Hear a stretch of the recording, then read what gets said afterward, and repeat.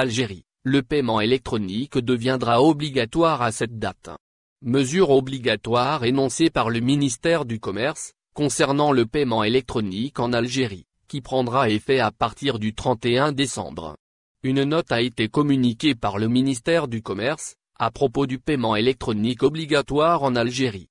La dite déclaration stipule que tous les commerces devront obligatoirement disposer de ce système de versement, à partir de la fin de l'année courante soit le 31 décembre 2020.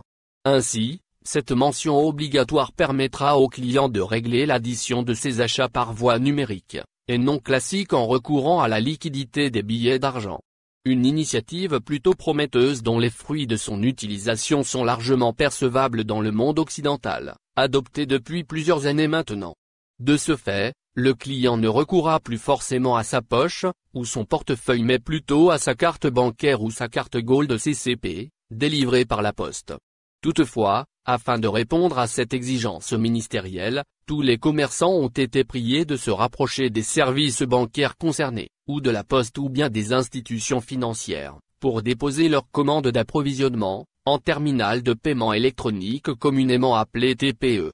Cependant, les marchands ayant trouvé des difficultés à soumettre leurs requêtes, pourront présenter leur reçu d'acompte lors des opérations d'audit, qui s'effectueront par des agents spécialisés et qualifiés juridiquement. Le paiement, nouvelle prologue des transactions monétaires en Algérie. D'après le ministre du Commerce, l'adoption de cette méthode de versement moderne sera égale à une réforme dans l'univers du commerce algérien, fortement affecté ces derniers mois à cause de l'impact de la crise sanitaire. À cet effet, M. Kamel Rezig a révélé qu'il était plus que nécessaire d'insuffler une nouvelle politique de travail dans ce secteur. Une démarche qui prend timidement ses marques, en Algérie, entamée par le biais du service de paiement d'Algérie Poste, Barid-Pay, inauguré le 22 août dernier. Cette dernière a été introduite en collaboration avec le ministère de la Poste, des Télécommunications, des Technologies et du Numérique, afin de faciliter les transactions financières basées désormais sur le principe de reconnaissance bidimensionnelle, QR code. Algérie-France, nouvel échange téléphonique entre Tebboune et Macron. Le président de la République algérienne, Abdelmadjid Tebboune, a reçu un appel téléphonique de son homologue français, Emmanuel Macron, ce jeudi 27 août. Les discussions ont porté sur les relations bilatérales ainsi que sur la situation en Libye et au Mali, a indiqué la présidence de la République algérienne dans un communiqué. Le chef de l'État algérien, Abdelmadjid Tebboune, s'est entretenu ce jeudi avec le président français Emmanuel Macron. Les deux présidents ont discuté de l'évolution des relations entre les deux pays. Le président de la République, M. Abdelmadjid Tebboune, a reçu un coup de téléphone de son homologue français Emmanuel Macron, au cours duquel les deux présidents ont discuté de l'évolution des relations entre les deux pays, peut-on lire sur le communiqué de la présidence. Dans leur entretien téléphonique, M. Tebboune et Macron ont également échangé sur l'évolution de la situation en Libye et au Mali, ajoute le communiqué.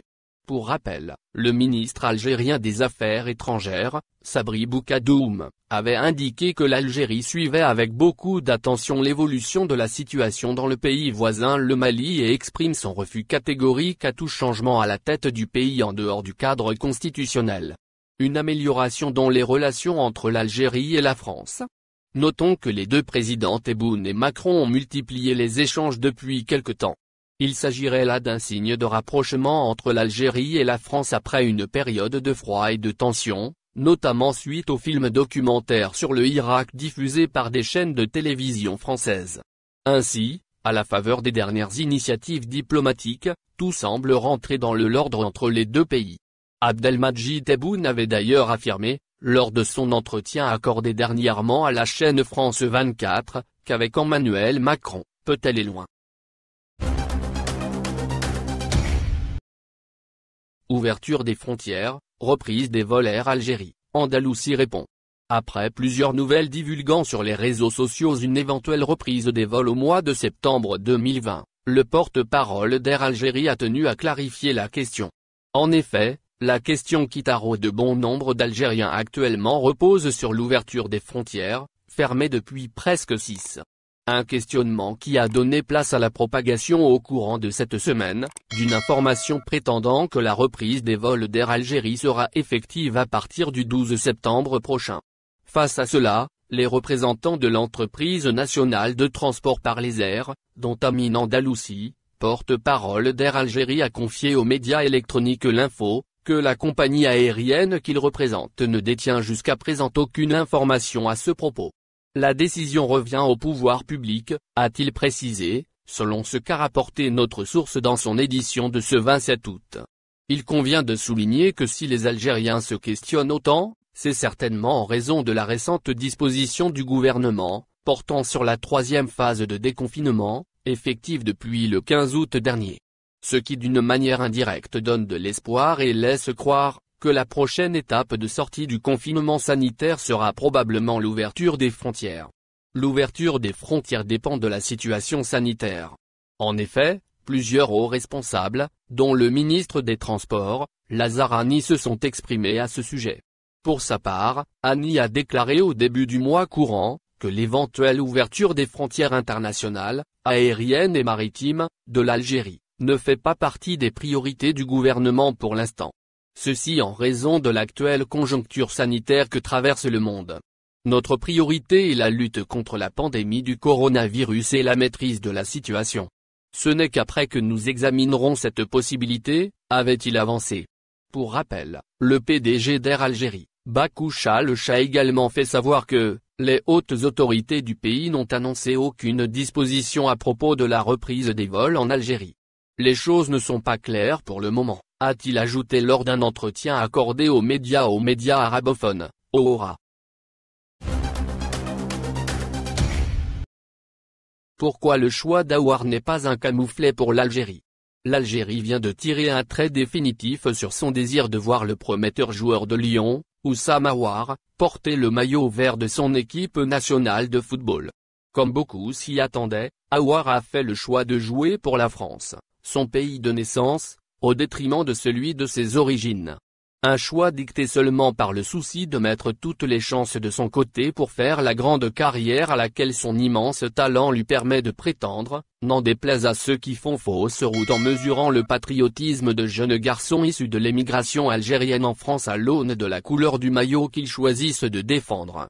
Avant Aouar, il y avait Nabil Fekir qui, en mars 2015, avait donné de faux espoirs aux Algériens avant de faire le choix de jouer pour les Bleus avec lesquels il remportera le titre suprême mondial 3 années plus tard. De nombreux autres grands joueurs d'origine algérienne ont opté pour la France, dont les plus illustres sont Karim Benzema et Zinedine Zidane. D'autres ont choisi de défendre les couleurs du pays d'origine de leurs parents. Les premiers sont-ils moins patriotes que les seconds? Sans doute pas. Le débat aurait dû s'arrêter en novembre dernier lorsque le sélectionneur national, Djamel Belmadi, lui-même un binational, avait livré le fond de sa pensée sur la question. Avec le franc-parler qu'on lui connaît, ça a donné ça, à part nos vaillants prédécesseurs de l'équipe du FLN, y a-t-il des joueurs qui ont décidé d'arrêter l'équipe de France pour changer de nationalité sportive et venir en équipe d'Algérie? Ça n'a jamais existé. Si ça se fait, ça sera une première. Je ne dis pas que c'est impossible, juste que ça n'a jamais existé. Dis-nous ce que vous pensez et laissez vos avis dans un commentaire. Abonnez-vous et partagez la vidéo. Merci pour votre attention, et n'oubliez pas de rejoindre la communauté Actuelle Info, ça fait plaisir de vous voir un nouveau membre.